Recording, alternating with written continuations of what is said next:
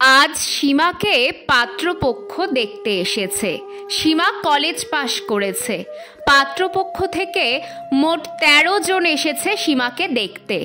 ছেলে ভালো কোম্পানির কাজ করে, ম্যানেজার পোস্টে আছে।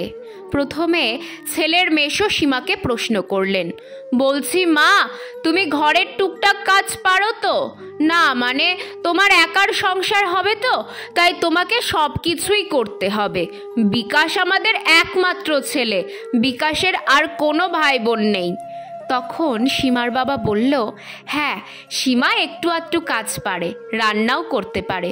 ও, তা বেশ ভালো। বলছি, তোমার আর পড়ার ইচ্ছে আছে নাকি?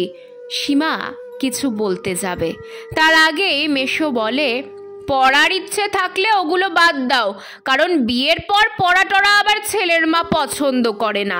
আর ছেলে আমাদের মস্ত বড় চাকরি করে, তোমার কোনো অভাব হবে না যে তোমাকে পড়াশোনা করে চাকরি করতে হবে। সীমা এমন কথা শুনে চুপ থাকলো। এরপর ছেলের মামা বলে, বলছি, আপনাদের ছেলে তো নিশ্চয় পছন্দ হয়েছে, হীরের টুকরো ছেলে আমাদের। তখন সীমার বাবা বলেন, হ্যাঁ হ্যাঁ, ছেলে আমাদের খুব পছন্দ। ও, তা বেশ ভালো, মেয়েও আমাদের খুব পছন্দ হয়েছে। তাহলে আর কি, এবার বিয়ের দিকে এগোনো যাক। বলছি, আমাদের একটা কথা ছিল, মানে ওই একটা আবদার ছিল আর কি। সীমার বাবা তখন বলেন, হ্যাঁ বলুন, কি আবদার? ওই নগদ 2 লাখ টাকা আর ছেলেকে একটা বাইক দিতে হবে। এটা আবার দেনা পাওনা ভাববেন না, ওই আবদার আর কি। আর খাট, পালঙ্ক, আলমারি, ড্রেসিং টেবিল ওগুলো তো এখন সবাই দেয়, আপনারাও দেবেন জানি। কত ভালো ছেলে আপনারা জামাই হিসেবে পাচ্ছেন বলুন তো। সীমার বাবা খানিকটা হতাশাগ্রস্ত হয়ে বললেন, হ্যাঁ, তা ঠিকই বলেছেন। তখন বিকাশের মামা বলল, আপনার বাড়ির মেয়ে বউ হয়ে থাকবে না, ও বাড়ির মেয়ে হয়ে থাকবে। ঠিক আছে, তাহলে সামনের অঘ্রাণে 4 হাত তাহলে এক করে দেওয়া যাবে। ঠিক সেই সময় সীমা বলে উঠল, আমি এই বিয়েতে রাজি নই। সবাই তখন অবাক হয়ে সীমার দিকে তাকিয়ে থাকলো। সীমার মা এসে তখন বললেন, কি বলছিস তুই এই সব? হ্যাঁ মা, আমি একদম ঠিকই বলেছি, আমি এই বিয়েতে রাজি নই। যারা ভিখারির মতন মেয়ের বাবার কাছে টাকা চায়, তারা কেমন মানুষ হবে তা আমার বোঝা হয়ে গেছে।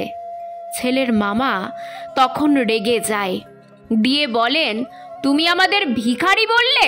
সীমা উত্তর দিল, হ্যাঁ বললাম। পাত্রীপক্ষের লোকজনকে উদ্দেশ্য করে ছেলের মামা আরও বললেন, আপনারা মেয়েকে সঠিক শিক্ষায় মানুষ করতে পারেননি, বড়দের সঙ্গে কিভাবে কথা বলতে হয় শেখাননি। আমাদের ছেলে এত বড় চাকরি করে, অনেক টাকা বেতন পায়, আর মেয়ে তাকে ভিখারি বলছো? হ্যাঁ বলেছি, যদি এত টাকা বেতনই পায় তাহলে 2 লাখ টাকা, বাইক এইসব চাইছেন কেন?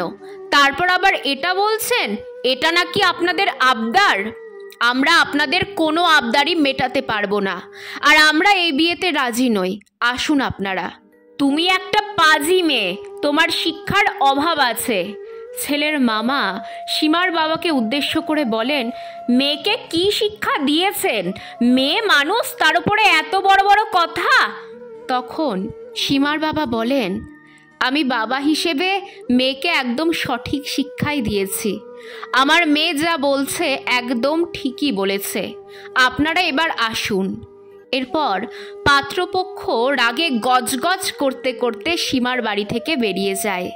এই সীমার মতো মেয়েরাই পারে আমাদের সমাজকে বদলাতে।